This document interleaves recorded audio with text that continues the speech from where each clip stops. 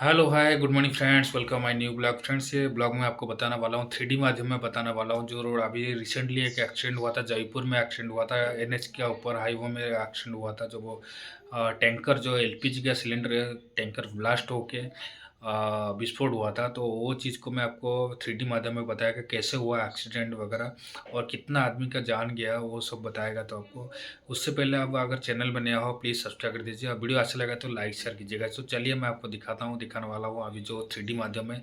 तो देखने के बाद आपको वीडियो अच्छा लगे तो ज़्यादा से ज़्यादा शेयर करना, और मेरा फ्रेंड्स जो चैनल में नया हो प्लीज़ सब्सक्राइब कर दीजिए। Thank you.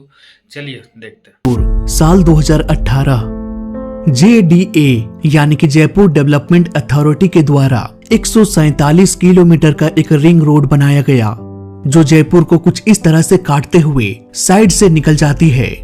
शहर से होते हुए जाने की जरूरत नहीं है। ये रोड तो बन गया, पर अभी भी इसमें बहुत सारी दिक्कतें थी। यहाँ पर कोई क्लोवर लीफ यानी कि रिंग रोड को मिलाने वाली कोई ब्रिज नहीं बनाई गई थी।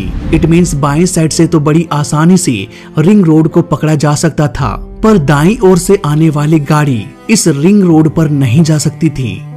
अगर किसी गाड़ी को रिंग रोड में जाना है तो उसे आगे आकर यू टर्न लेना पड़ेगा और फिर रोड क्रॉस होकर रिंग रोड को पकड़ा जा सकता था।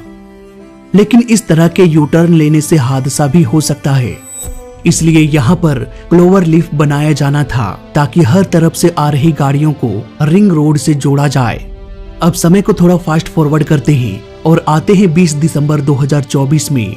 अब तक भी यहाँ पर क्लोवर लीफ का निर्माण पूरा नहीं हुआ और इतने सालों तक ये यू टर्न का सिलसिला ऐसे ही चलता रहा। 20 दिसंबर की सुबह 5:30 बजे यहाँ एक बहुत बड़ा हादसा होने वाला था। एलपी गैस से भरा एक ट्रक एक्सप्रेस वे से होते हुए आ रही थी। इस ट्रक को मथुरा के रहने वाले जयवीर चला रहे थे। इस ट्रक के टैंक में भरा था करीब 18 टन का लिक्विड पेट्रोलियम गैस, जो कि हाईली फ्लेमेबल गैस होती है। इस ट्रक को रिंग रोड में जाना था, लेकिन यहाँ पर रिंग रोड को कनेक्ट करने वाली क्लोवर लीफ का निर्माण नहीं हुआ था, इसलिए ये ट्रक आगे जाकर पेट्रोल पंप के पास यू टर्न लेने लगा। तभी उसी समय तेज रफ्तार से एक और ट्रक उल्टी दिशा से चली आ रही थी। मे बी उन्होंने यू टर्न ले रहे ट्रक को देखा नहीं और ये सीधे एलपीजी के टैंकर से टकरा गया। इस टक्कर से दोनों ट्रक्स को ज्यादा नुकसान तो नहीं हुआ, लेकिन एक बहुत बड़ा खतरा मंडराने लगा। टक्कर की वजह से टैंकर का 5 नोजल टूट गया। फिर क्या था, टैंक के अंदर भरा 18 टन लिक्विड पेट्रोलियम गैस बाहर निकलना शुरू हो गया। पलक झपकते ही ये गैस आसपास फैल गई। अभी तक इस खतरे का अंदेशा किसी को भी नहीं था, बस तेज एलपीजी गैस की महक आ रही थी और आसपास कोहरे जैसा धुंध छाने लगा।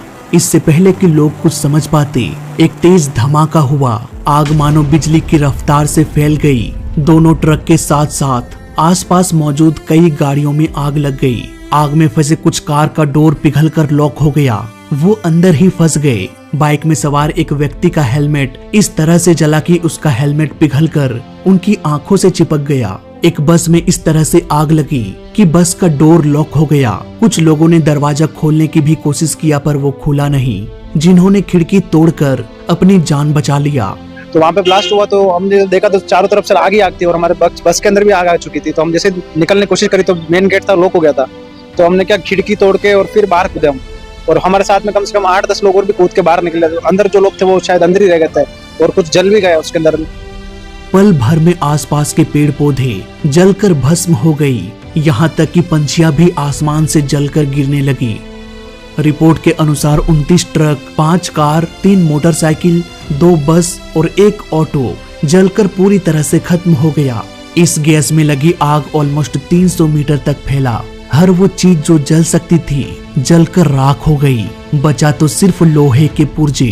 अकरम नाम का एक व्यक्ति घटना स्थल से करीब 600 मीटर तक चलता रहा। अपने अधजले शरीर के साथ वो लोगों से मदद मांगता रहा, पर उसकी मदद ना करके ज्यादातर लोग उसकी वीडियो बना रहे थे। लेकिन हर कोई यहाँ पर इतना खुदगर्ज नहीं था दोस्तों। घटना से कुछ मीटर दूर एक किसान का बेटा 20 वर्ष का राकेश सैनी ने जैसे ही ब्लास्ट का आवाज सुना, वो तुरंत ही बाहर आया। सामने कुछ लोग आग से बचते हुए भाग रहे थे। उन्होंने करीब 30 लोगों को एक 8 फीट के दीवार के उस पार कर दिया। इस बड़े से दीवार ने आग को आगे बढ़ने नहीं दिया और इस तरह से कई लोगों की जान बच गई। जयपुर की रहने वाली कन्हैया की पत्नी पुलिस कांस्टेबल थी। रोज की तरह वो अपने बच्चों के लिए खाना बनाकर अपनी ड्यूटी के लिए एक बस पकड़कर निकल पड़ी। कुछ देर बाद कन्हैया ने अपनी पत्नी को फोन किया, पर फोन लग नहीं रहा था। बार बार कोशिशों के बाद भी जब फोन ना लगा तो उन्होंने अपने साले को फोन किया। उनके साले ने बताया कि रिंग रोड के पास एक बहुत बड़ा हादसा हो चुका है। मे भी दीदी की ड्यूटी वहीं पर हो। अब दोनों जीजा और साला जल्दी जल्दी घटनास्थल पर पहुंचे। वहां पहुंचने के बाद पता चला कि सभी घायलों को हॉस्पिटल भेज दिया गया है। हॉस्पिटल जाने के बाद उनकी पत्नी कहीं दिखाई नहीं दिया। सभी घायलों को उन्होंने देखा, पर कहीं भी उनकी पत्नी नहीं थी। तभी अचानक उनका साला चीखने लगा। सामने थी सफेद कपड़ों में लिपटी हुई एक बॉडी इस कदर जल चुकी थी कि पहचानना भी मुश्किल हो गया। पर पैर में पहने बिछिया की वजह से उनके भाई ने अपनी बहन को पहचान लिया। हर किसी की दर्जनों ऐसी ही कहानियां हैं जिसे शायद हम पढ़कर सुनकर कुछ महीनों में भुला देंगे। सच कहूं तो वो दर्दनाक पल सिर्फ वही बयान कर सकता है जिन्होंने उस पल को जिया है। इस हादसे में 13 लोग मारे गए और दर्जनों लोग घायल हैं। गैस लीक होने की वजह से सड़क पर चल रही गाड़ियां रुक गई और जो रुकी हुई गाड़ियां थी वो भी स्टार्ट नहीं होने लगा, क्योंकि एलपीजी गैस हवा से भारी होता है। ये गैस नीचे बैठ जाती है और हवा यानी कि ऑक्सीजन ऊपर चली जाती है। ऐसे में सड़क पर चल रही गाड़ियों के इंजन में ऑक्सीजन सप्लाई रुक गया। कार, ट्रक या जितनी भी गाड़ियां थी सभी बंद पड़ गया। जब कभी भी हम कोई गाड़ी स्टार्ट करते हैं तो इंजन में स्पार्क होता है। यही स्पार्क आग लगाने के लिए काफी था। उस वक्त उस जगह पर ऑलमोस्ट 50 गाड़ियां मौजूद रही होगी। किसी एक ने भी गाड़ी ऑन किया और हुआ एक धमाका। इतनी सारी गाड़ियों में कोई ना कोई तो इंजन को ऑन करके भागने की कोशिश करेगा ही, इसलिए आग लगना तो तय था। यही वजह है दोस्तों कि गैस लीक के तुरंत बाद आग लग गई और आसपास के गाड़ियों में बैठे लोग अपनी गाड़ी भी स्टार्ट करके भाग नहीं पाया। अक्सर ऐसे हादसे लापरवाहियों की वजह से होती है। यहाँ भी बहुत सारी लापरवाही की गई। टाइम्स ऑफ इंडिया के अनुसार NHAI का डेटा ये बताता है कि इसी साल इस एक्सप्रेस वे में कुल 7 जगहों को ब्लैक स्पॉट किया गया जहां हाई रिस्क है एक्सीडेंट होने की। उसी में से एक लोकेशन ये भी था, लेकिन फिर भी 4 से 5 सालों बाद भी सेफ्टी को लेकर कोई बड़ा कदम नहीं उठाया गया, और उठाया भी गया तो उसे पूरा नहीं किया गया। और ऐसा भी नहीं है कि ये पहला हादसा है। यहाँ पर इस एक साल में 84 सड़क हादसों को रिकॉर्ड किया गया इसी रोड में। इन हादसों में 38 लोग मारे गए और करीब 54 लोग घायल हुए। इवन इसी महीने यानी कि दिसंबर महीने में ही 7 हादसा हो चुका है। एलपीजी गैस हादसा 8वीं घटना है according two times of India.